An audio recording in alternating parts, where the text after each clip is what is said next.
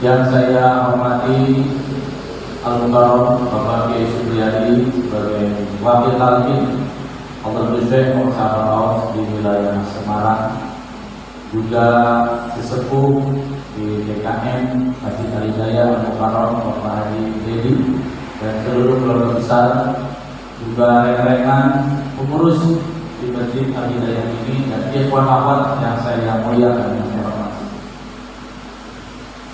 Saya pernah menyampaikan, barangkali masih ingat Bapak Ibu, di bulan lalu saya akan menyampaikan ciri-ciri sifat-sifat guru mursyid, guru ruhani yang bisa diikuti dan mampu menyelamatkan ruh siapa saja yang ingin usul sampai kepada Allah Subhanahu wa Ta'ala.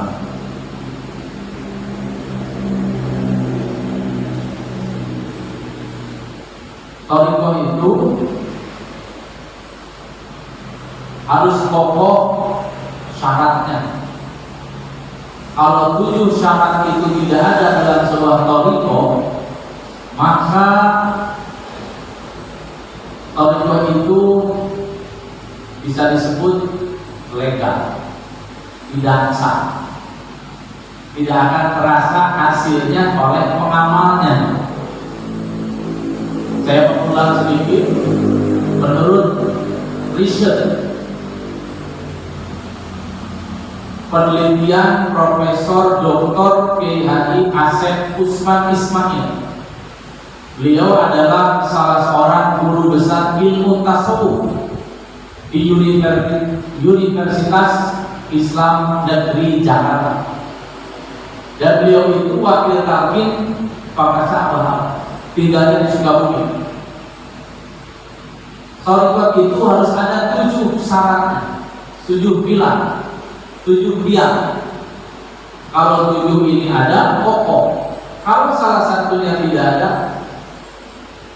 akan jatuh. Seperti ini, tripod. Ini kamera HP yang dipakai nyorot wajah saya. Itu bisa berdiri tegak karena 3 tiangnya kokoh, betul Pak? Kalau salah satu kita pangkas, kita potong, berdiri tegak apa jatuh? Jatuh. Sama, amalan thariqah juga harus demikian. Apa yang 7 itu? Orang sudah bilang ini nadaras. Ibu tahu nadaras? Nadaras itu mengulang-ulang pelajaran supaya semakin hafal. Ya Pak ya? 7 syarat thariqah. Yang pertama, kata Profesor Asep Usman Ismail, harus ada guru mursyid. Apa Pak? Yang menghafal. Materi ini gampang, nanti bisa dibawa pulang. Yang kedua, dalam sebuah thariqah harus ada murid. Apa? Pertama mursyid, yang kedua murid. Yang ketiga wirid. Apa? Wirid itu amalia, aurot yang dilakukan dan yang diberikan oleh guru mursyid, dilakukan oleh murid. Yang keempat, harus ada silsilah yang jelas. Ini mata rantainya dari mana ini guru mursyidnya? Dari sini sampai tidak kepada kanjeng Nabi. Kalau tidak sampai, bubar saja Pak. Gak akan ada energi, tidak akan ada cahaya, tidak akan ada rasa. 4 silsilah. Yang kelima, talqin. Apa? Yang keenam, madrasah atau zawiyah, yang dimana-mana sekarang sudah dibuka oleh para sahabat. Ada madrasah Al-Muhid ini Pak Kiai Supriyadi. Ini madrasah apa ini? Ya, mau lihat aja, tinggal Al-Muhid berapa nanti kan? Gak usah cari nama lagi. Apa kesubuhan Pak Masjid? Yang penting pengamalan ya Pak ya. Ngekor aja ke Pak Kiai Supriyadi. Kiai Supriyadi ini Al-Muhid 1. Misalkan ini Al-Muhid berapa? Didata aja. Sebab harus tertib, gitu. Al-Islam gitu. Harus ada ketertiban. Baik. Itu yang keberapa urusan Pak? Madrasah itu apa?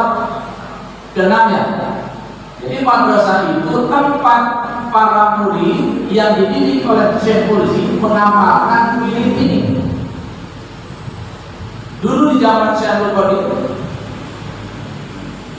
Zawiyah namanya.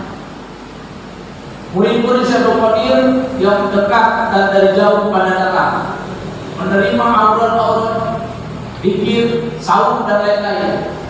Itu mereka pada mondok. Ada yang 1 bulan, yang 2 bulan, berapa tahun pun ada. Ada tempatnya, ada jelas. Itu menjadi salah satu syarat madrasah itu, ya, atau zawiyah itu.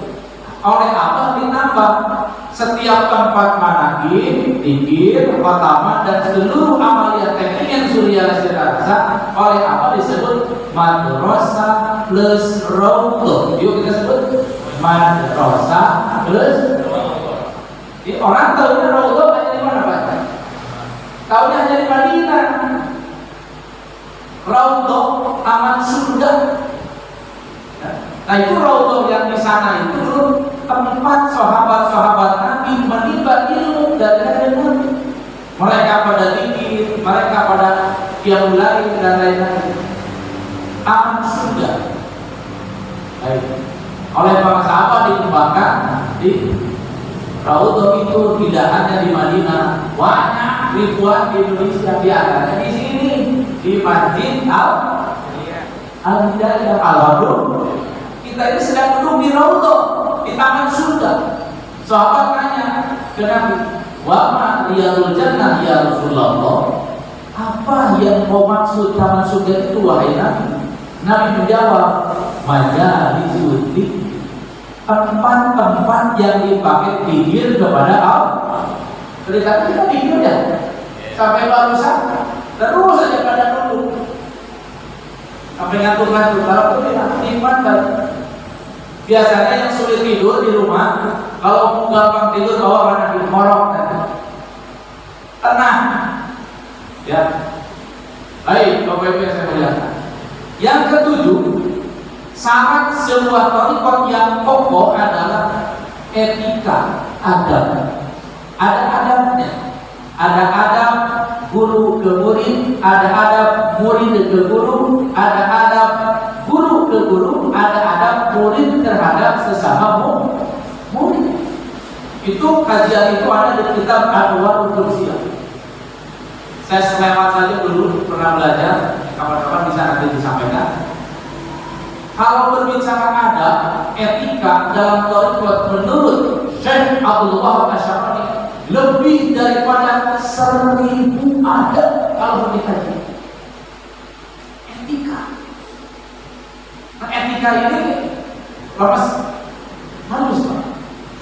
Kalau orang etikanya sudah tingkat tinggi, rasanya sudah halus, di antara cirinya disabda dari para sahabat, awas, jangankan kepada manusia, kepada setan pun kita tidak boleh benci, karena sama makhluk Allah, cuma beda tugas saja.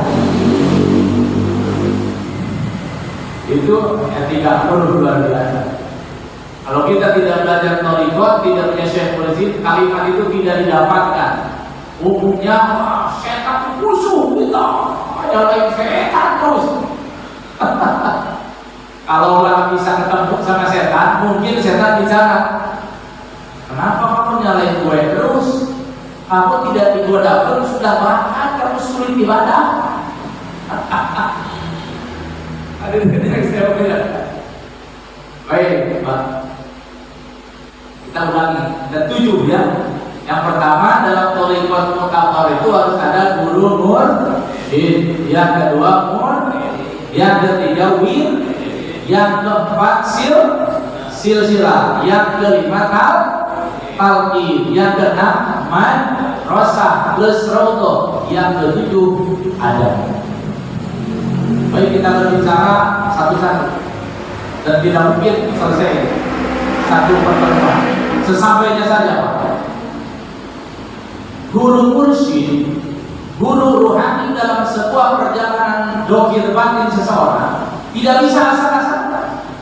Mohon maaf, tidak bisa mengaku begitu saja, tidak bisa main black campaign, tidak bisa main media sosial.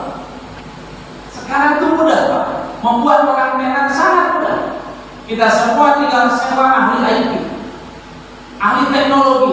Gak usah banyak orang, sama 2 orang juga bisa di-setting. Setiap kajian di-upload, kata-katanya dibikin.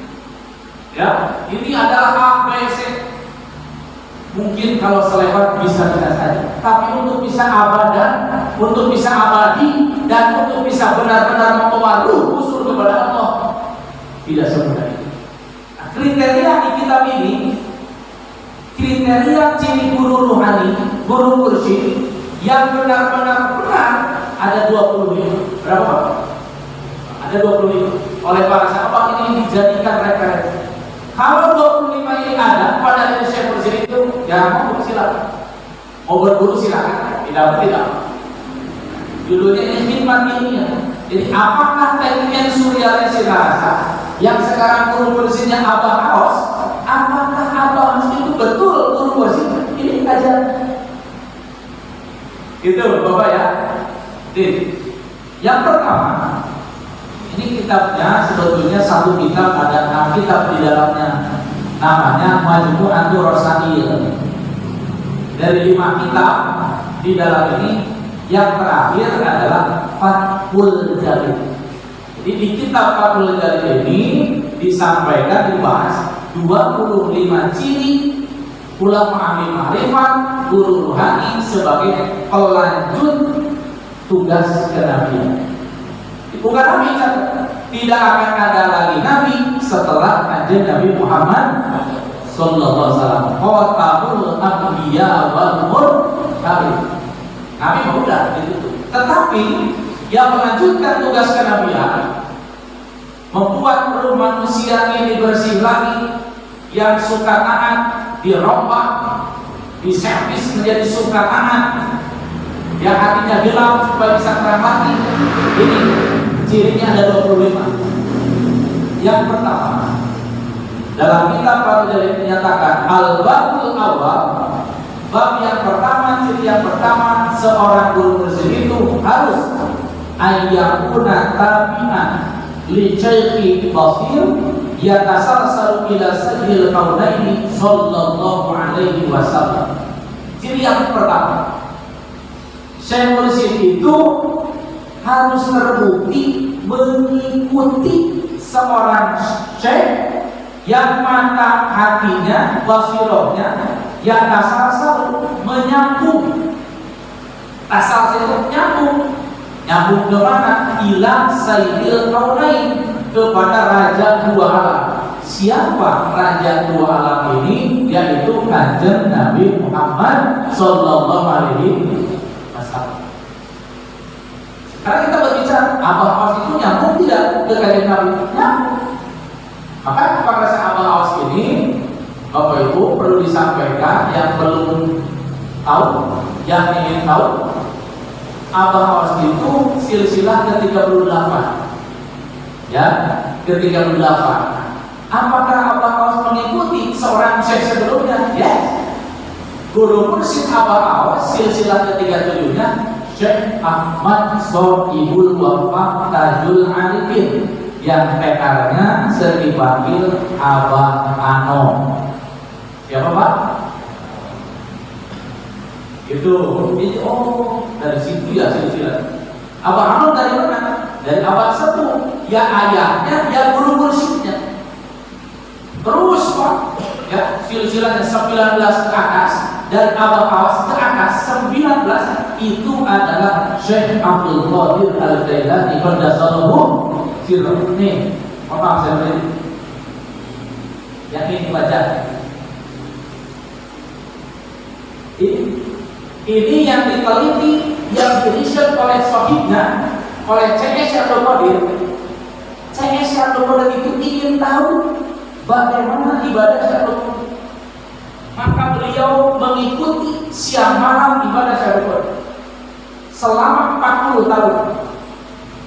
Hasil penelitian dari sahib atau teman dekat Syekh Abdul Qadir itu, selama 40 tahun Syekh Abdul Qadir itu selalu sholat subuh memakai wudu isya.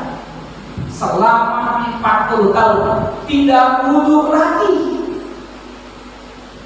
Berarti tidak batal, berarti tidak tidur. Selama 40 tahun. Jadi mohon bertobatlah kepada siapa saja yang sok tahu menganggap remeh kepada Syekh Abdul Qadir. Apa-apaan Syekh Abdul Qadir langsung saja ke Nabi bisa. Ya pokoknya saja. Tetapi saudara, ya istilah Pak, tak kenal maka tak itu. Tak kenal sih kamu.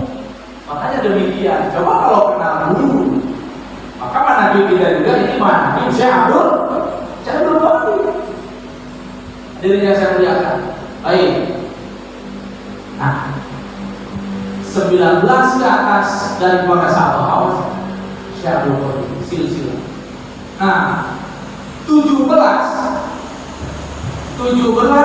dari Syekh Abdul Qadir ke atas. Kira-kira ini Syekh Abdul Qadir, apa awas? Syekh Abdul Qadir 17 ke atas dari Syekh Abdul Qadir adalah Kanjeng Nabi Muhammad sallallahu alaihi wasallam. 2 lagi ke atas, ya. Dari Kanjeng Nabi 1 ke atas itu Jibril alaihi salam. Dari Jibril langsung dari Allah Subhanahu. Berarti apa boten? Itu Pak. Jadi manaqib ini setiap bulan bukan manaqib bukan barang rongsokan, bukan barang abal-abal. Tapi kalau tidak tahu, ya tidak tahu. Segala sesuatu kalau tidak tahu anggap kurang. Semoga sekali lagi kita istiqomahkan, amin. Itu Bapak Ibu ya. Abal itu silsilahnya nyambung. Kalau seorang guru mursyid tidak mengikuti silsilah sebelumnya, mana mungkin bisa mendidik ruh murid? Nggak bisa, Pak. Mendidik ruh, membersihkan hati, mohon maaf, tidak mudah. Tidak mudah. Ya. Harus ahli, betul-betul ahli. Maka keterangan atau definisi mursyid bisa dilihat di kitab At-Ta'rifat. Kalau di kitab At-Ta'rifat begini definisinya. Al-mursyidu huwa. Mursyid itu adalah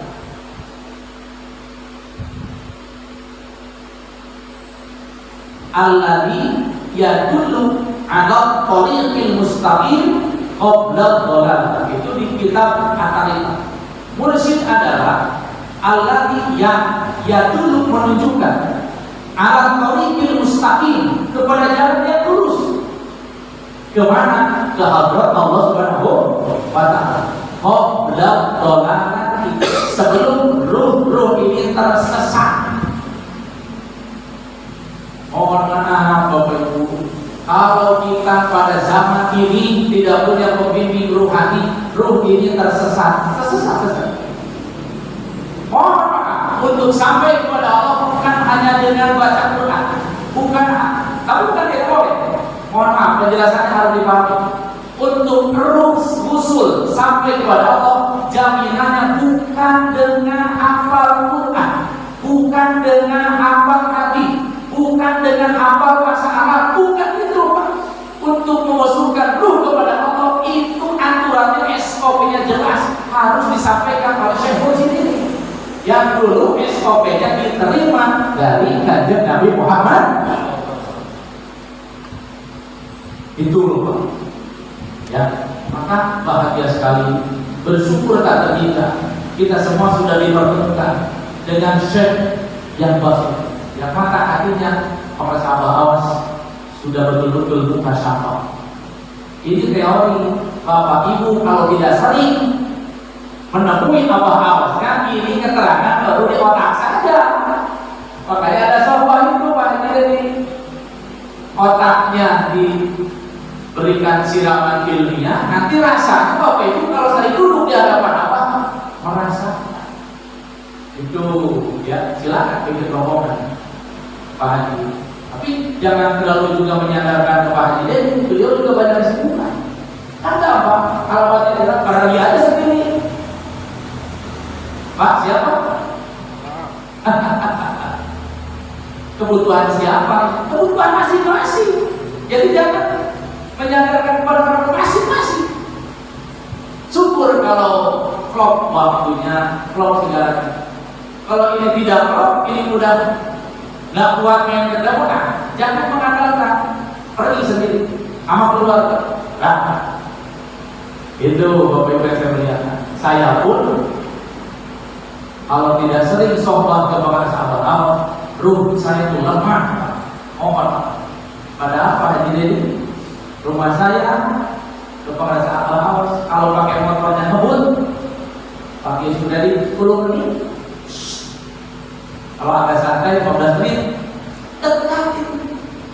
Kalau tidak sering duduk, salaman, lihat apa dan lihat apa, lemah bro ini. Lemah, keyakinannya lemah, keropos, cengeng. Gak ada, mohon maaf, saya agak tinggi bicaranya. Tidak akan ada jiwa berjuang kita. Lebih membela perut, lebih membela anak, lebih membela keluarga, diam di rumah daripada menyiarkan ajaran. Lemah, lebih membela perut, makan, lebih membela mata, tidur, lebih membela keluarga, kumpul sama keluarga. Padahal Syekh Mursyid itu nomor 1 di atas segala. Seperti dulu Nabi bersabda, la yu'minu ahadukum hatta akuna ahabba ilaihi min walidihi wa walidihi.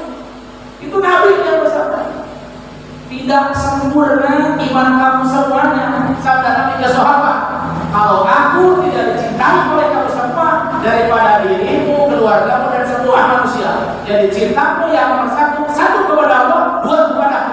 Sabda Kanjeng Nabi Muhammad. Terus ada teriak sedikit di sini, biar nggak menang terus didongkrak. Kalau mau berdua, kecuali kalau mau menang, mau seadanya ya silakan seadanya. Kalau saya nggak bisa seadanya, harus maksimal. Itu loh Pak. Ya. Jelas itu di keterangan Quran tadi. Kalau anak-anakmu, keluargamu, istri-istrimu, barang daganganmu, perusahaanmu lebih kamu cintai dari Allah dan Rasulnya, hilang agama sini. Gak ada agama, mati. Kita jadi pilih, maka tidak banyak untuk membela agama, membela Allah tidak banyak. Sudah banyak keterangan di akhir zaman sampai sekarang. Lebih banyak orang yang tadi membela perut, membela di bawah perut. Apa di bawah perut? Coba lihat iklan sekarang di TV, di YouTube, di Facebook, di apa saja. Itu iklan bagaimana makan yang enak, makanan di share. Setelah makan yang enak-enak, kemudian apa? Panas dalam, sulit buang air besar. Maka dibuat, dicari bagaimana supaya BAW lancar. Betul. Supaya seks kuat, maka semua produk mengarahkan kepada stamina yang kuat dan si otot supaya tegak terus. Bersyukur bahwa orang-orang pilihan dipilih Allah. Ya alhamdulillah. Gitu. Ya. Tapi memang kami menyatakan la yazal qa'ifatan min ummati dhahirina haqqan. Artinya gini, tidak akan sulit setiap zaman. Nabi bersabda, tidak akan sulit setiap zaman akan ada umat-umatku di tengah umat yang lain yang loyo, di tengah-tengah umatku yang lain yang lemah, akan ada orang-orang yang terus memperjuangkan agama supaya agama tetap tegak. Orang-orang ini gak banyak. Alhamdulillah. Yang tidak banyak ini, mari bersama-sama. Ya, hilangkan pertengkaran, saling menyayangi, saling gotong royong. Kalau yang sedikit bilang benturan, wah bubar. Alhamdulillah ini dalil. Dari yang saya muliakan. Oh, di Syekh Mursyid itu ciri yang pertama harus intisolusan. Amal itu alhamdulillah sangat silsilahnya nyambung. Bapak Ibu kalau tidak percaya, dari sisi jihad dunia, apa itu sampai ke Nabi. Kalau dari sisi nurian itu cahaya zikir. Yang barusan saya bilang ke-38. Kalau Bapak tidak percaya, ini duriannya, nasabnya apa kaos ini sampai tidak ke kanjeng Nabi. Saya kasih tahu bocoran. Di Magelang ada yang namanya Kiai siapa? Kiai Masudin. Kiai Masudin itu ahli melihat silsilah gerakan. Jangankan abang, kita masih bisa lihat. Ahli bisa lihat. Nanti bisa kata masalah itu deh. Kita setor nama ayah, nama kakek, dan nama buyut 3. Setorkan ke beliau, pakai ini nama kakek saya, nama ayah, nama kakek, nama buyut. Nanti Kiai Masudin dengan pola spiritualnya dia akan hadroh, ya baca tawasul, nunduk, dia pegang pulpen, pegang kertas. Itu langsung muncul tadi. Siapa ayahnya buyut Pak Haji? Siapa ayahnya buyut Pak Haji? Itu sampai betul sampai mana? Saya saja, alhamdulillah, durian nasab darah ya, nasab darah saya itu ke atas sampai kepada sahabat Nabi Abdul Rahman bin Auf. Bapak-bapak kalau mau silakan datang, atau kalian mudah ke sini ya. Ini ya tak, aku tak pernah silakan. Jadi kalau tidak percaya, apakah betul para sahabat ini nasabnya sampai ke Nabi? Datang ke akhirnya, yang akhir itu yang nasab ke atas. Dan sudah ada nasab para sahabat itu secara dunia dua-duanya ini sampai kepada kanjeng Nabi Muhammad Sallallahu Alaihi Wasallam. Dan ada tambahan. Setiap orang yang sudah menerima talqin zikir, kemudian mengamalkan zikir, dan zikirnya tidak hilang setelah ditalqin, zikir hobi, ini ciri orang yang mencintai Allah. Alamatu hubbillah hubbu dzikrillah. Alamat ciri orang yang cinta Allah, maka dia cinta ingat kepada Allah. Satu. Hadis satu lagi. Man ahabba syai'an faqad akhara min dzikrihi.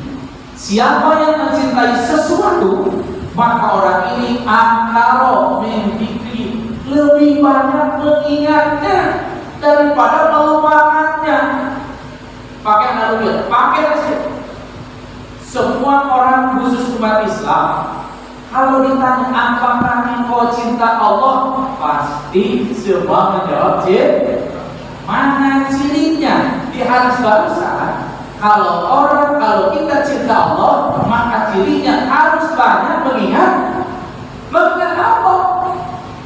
Bapak Ibu yang saya muliakan, kalau zikir ingat Allah mengandalkan mulut terbatas, Pak. Kita zikir cuma berapa menit tadi Pak Haji, betul? Sekarang mulut sudah diam. Di WC apa? Betul Pak? Tidur. Maka melalui metode talqin zikir ini kita bisa mengamalkan hadis tadi. Ciri orang yang mencintai sesuatu, terutama ciri kita mencintai Allah, harus banyak mengingat Allah daripada mengingat makhluk Allah. Bagaimana caranya? Hanya dengan zikir hobi. Lagi apa? Di mana? Dengan siapa? Kalau hatinya sudah ditanamkan zikir hobi Pak Haji Dedi, orang tidak tahu hatinya gemuruh mengingat Allah. Alhamdulillah. Jadi siapa yang mencintai Allah, hub itu cinta. Siapa yang mencintai Allah, dia menjadi kekasih Allah. kekasih Allah itu bahasa Arabnya Habibullah. Apa? Habib. Habib itu orang yang mencintai Allah dan dicintai Allah. Jadi mohon maaf, mengartikan Habib ada dua. Ada Habib dunia, ada Habib secara nasab darah yang memang nyambung kepada kalian Nabi. Jangan lupa dan jangan cepat, walaupun kita